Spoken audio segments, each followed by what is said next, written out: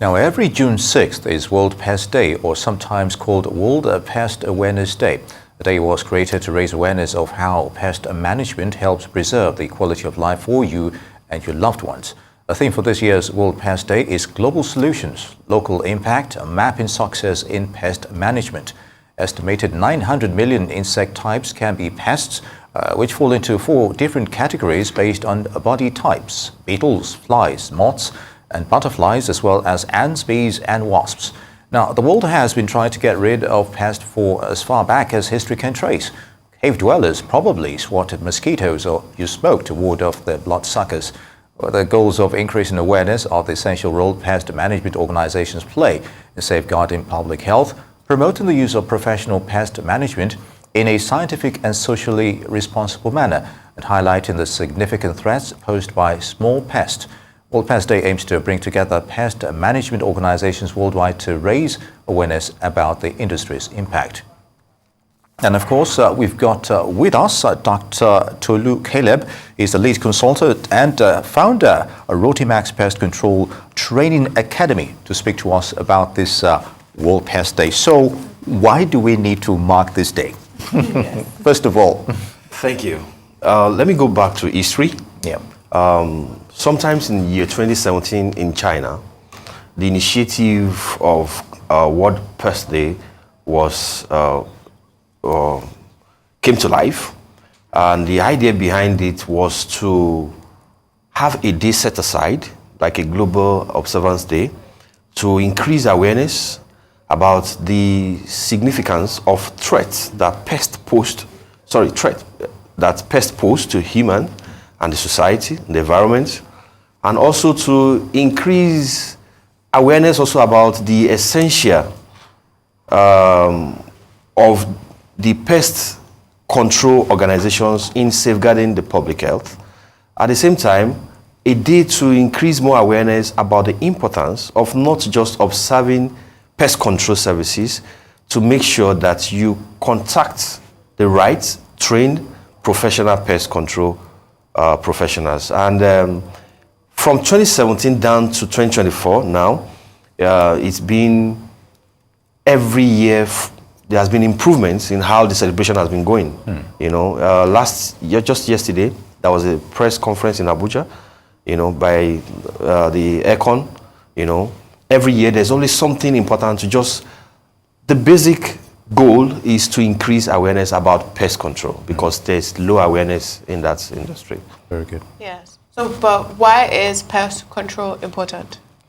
All right. As of today, this year, 2024, just between January and now, Lassa fever has killed over 142 people in Nigeria. Lassa fever has been ravaging the northern part of the country since the 60s, and it's been there till now. And don't let us even go to Lassa fever. Mosquito is the deadliest insect in the world.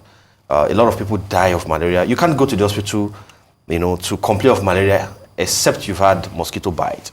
You know, so we know how much. If we have to go into the statistics, a lot of people have died, even in Nigeria, from malaria. And you can't have malaria without mosquito.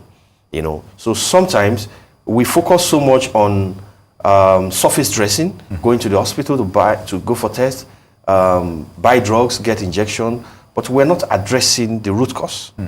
You know, how do you prevent mosquitoes from getting access to you, which will probably prevent you from going to hospitals to be seeking treatment? And that's what World Pest Day is all about. The importance of pest control and making sure that you contact the right, you know, organizations in doing it. And also, like I said, the significance of the threat that pests pose to the society. Yes, we mentioned the significance they pose. I was hoping you could also mention the issue of the environment on, you know, personal hygiene, as it were, because these are contributory factors to why we have rats, you know, running around the whole place and everything. But do you think, to a large extent, how much has been done in Nigeria to address that issue, to be able to now tackle, you know, pest invasion, as it were?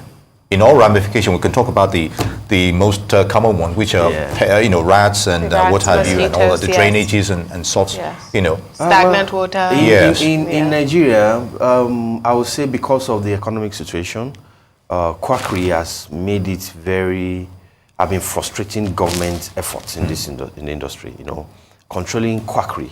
You know, we have more quacks than professionals, and this has been a challenge. You know, because apart from that, you have access to some of these products across the counter, which is not right. Yeah. You're not supposed to have access to pesticide across the counter. But let's go to the issue of personal hygiene and contributory factors. Yeah, that you not many mentioned people about. know that. What you Yeah. just mentioned now. Now, it's more of, okay, let's start from the drainage system in Nigeria. Yeah. What we have in Nigeria today are not drainage, they are pits. A drainage, by my own definition, is a well-covered channel of water flow. A drainage is not an open, Sewer. where you can just be going and drop anything you feel like. You know, when you go to developed countries, you don't go by the road and see openings and all that. And most of our drainage system here are always stocked. That's why during rainy season, there's always evacuation time to time and all that. So we don't have a proper drainage system. Lagos State in the 21st century, we still have dump sites in the heart of the city. Yes. You know, these are not done anywhere. You go to Olusosun, go to Igondo, you see heaps of waste physically. Yeah. You know, they do landfilling in Western countries. You don't get to see their waste. So waste management, drainage, these are obvious contributing factors which are beyond private capacities. You know, private homes are not going to be the one to construct drainages or maybe manage the, So it's the contributing factor is still lying both on the majorly on government agencies, more on them than the private sector. Yeah. I'll put it that way. Indeed. I'll put it that way. Yeah, so we've spoken about Lassa fever, we've spoken about malaria and mosquitoes. However, earlier I saw butterflies listed in pests. So are there some pests that are not necessarily harmful to us or our environment? There are some. Entomologists, they focus more on conservation. Okay. They conserve some, they nurture some, but we have more of them that are threats to health than those that are of benefit. A lot of people don't know that when you have cockroaches in your house, they trigger asthma attacks. Yeah. Oh, really? Yeah. So do we also have pests that trigger like allergies and such things? So what type of? The major focus on that triggers is cockroach. Cockroach. Aside health issues, pest infestation affects mental health. Wow. Yeah. You know, some people have insomnia from just having the idea of, I can find presence of pests in my facility, and it affects, for a very long time. Even when they've gone off the issue, they are still, thinking more and more about the issue. You understand? So bedbug is there. Bedbug does not really transmit disease, but they make life uncomfortable for you. You know, they suck blood. You know, they are very notorious. And they breed very fast. Yeah. You understand? So we have a lot of them. So the World Pest Day is centered around making sure that people understand the threat, because like I said earlier, the economic situation has made a lot of people to just see some of these things as a normal thing. Yeah. You have Lassa fever if there's no urine of rat in your deposit of urine of rat in your food items. That's what leads to Lassa fever. Like I said earlier, you're not going to have mosquito if you have not have malaria bite, mosquito bite if you have not had. So these are the common public household pests. Yeah. When I travel for training in United Kingdom, they have their own different pest challenges. You understand? Their own pest challenge over there is like most of them will end up in the pot of soup. Okay, squirrels. If you have an issue of squirrel hair, you are going to the kitchen to go and cook a delicious meat. But over there, it's a pest to them. So globally, the challenges are not similar. Yes. But in Nigeria, I can tell you the top 4 is rats, mosquito, bedbug, and majorly sometimes, maybe weevils or spiders. Yeah. Either of both. And also to add to that, the rats in the underground in the streets of New York Oh, are yes. big enough to be bushmeat here. Definitely. Part of the world. Big enough And to be squirrels in London. and also don't forget, before they become, butterflies, they're caterpillars first. So they eat all those plants and vegetations and what have you. So they're, they can be pests. But Dr. Caleb, when it comes to this, World Pest Day, awareness, sensitization, and all that. But what happens next? Is it just after that day, everybody goes to sleep? In this setup here, the government agencies are more responsible for managing issues that have to do with the environment. And then, unfortunately, we have policies in place. But, well, they are being enforced, but they can be enforced more. During coronavirus, I want to take us back to when there was pronouncement from the governor that before you go back to your office, make sure that you disinfect. It became, everybody was doing disinfection because that was a pronouncement from the seat of power. Yeah. The moment the whole buzz about coronavirus went down, all the efforts gearing towards making sure that we maintain that tempo went down the drain. So what we're just trying to say is that the onus lies on government agencies. We have Federal Ministry of Environment. There's an agency called ECON. They're trying. There's an Act of Parliament in year 2021 that mandates public facilities to carry out pest control every quarter. But are they being enforced? Yeah, they are being enforced to some extent. They are being enforced, but I think there's a bit of maybe shortage of manpower that would have helped that enforcement, but they are actually trying.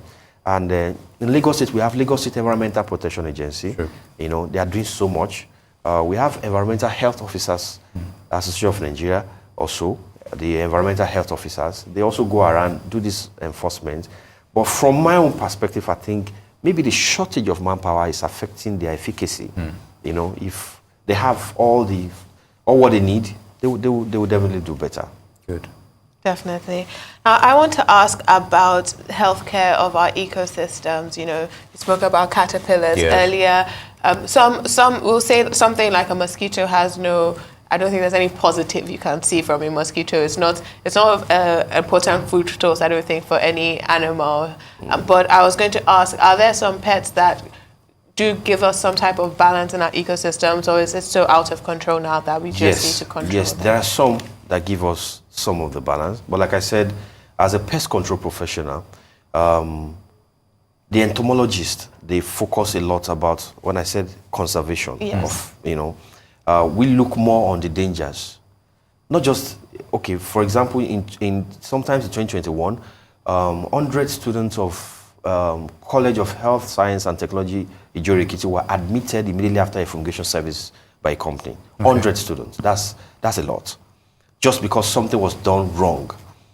From 2015 till now, Nigeria has not been able to export beans to European countries because of issues that is associated with pest control. Because if the weevils?